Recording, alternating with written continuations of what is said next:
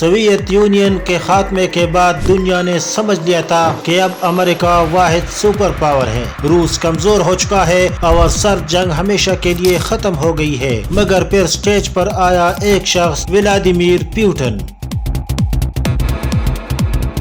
Putin نے نہ صرف روس کو دوبارہ کھڑا کیا بلکہ عالمی سیاست کے اصول ہی بدل ڈالے۔ آج ہم جانیں گے کہ پیوٹن کون ہے، اس نے عالمی نظام کو کیسے چیلنج کیا اور دنیا آج پھر کئی بلاکس میں کیوں بڑھتی دکھائی دے رہی ہے۔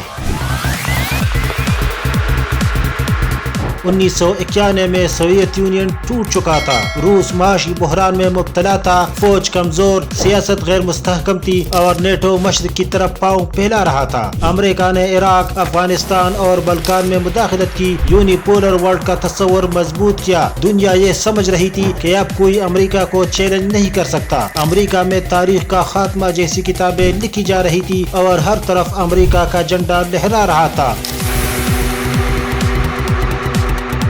لیکن روس کے سیاسی منظرنامے پر ایک شخص ابھرا جس نے جلد ہی دنیا کے نظام کو چیلنج کرنا شروع کر دیا۔ KGB افیسر ولادیمیر پیوٹن 1999 میں وزیر اعظم بنا اور 2000 میں صدر منتخب ہوا۔ اس نے آتے ہی ایک بات واضح کر دی، روس کمزور نہیں رہے گا۔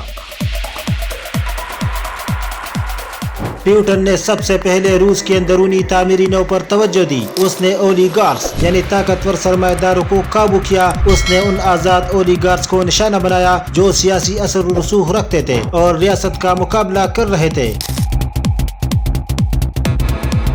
ان میں میخائیل گونزسکی، برشلاوسکی، خودروکوفسکی کے نام قابل ذکر ہیں۔ پہلے دو اولیگارکس کو ملک چھوڑنا پڑا جبکہ تیسرے کو قید میں ڈالا گیا اور اس کی گیس کی بڑی کمپنی یوکوس ختم کر دی گئی۔ پیوٹن نے دیگر اولیگارکس کو سیاسی طور پر بے اثر کرنے کی پالیسی اپنائی۔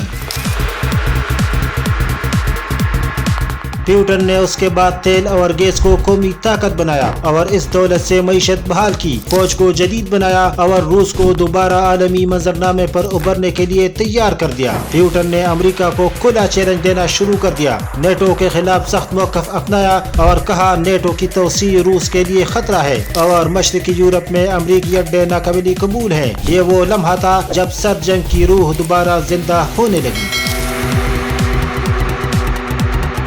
پیوٹن نے جلد ہی فوجی طاقت کا استعمال شروع کر دیا۔ 2008 میں روس نے جارجیا میں فوجی کارروائی کی تو مغرب حیران رہ گیا۔ 2014 میں یوکرین سے کرائمیا چھین کر روس کے ساتھ الحاق کر لیا اور 2022 میں یوکرین پر حملہ کیا تو یورپ کی سلامتی ہل کر رہ گئی۔ یہ اقدامات واضح پیغام تھے، روس اب صرف بات نہیں کرتا، طاقت بھی استعمال کرتا ہے۔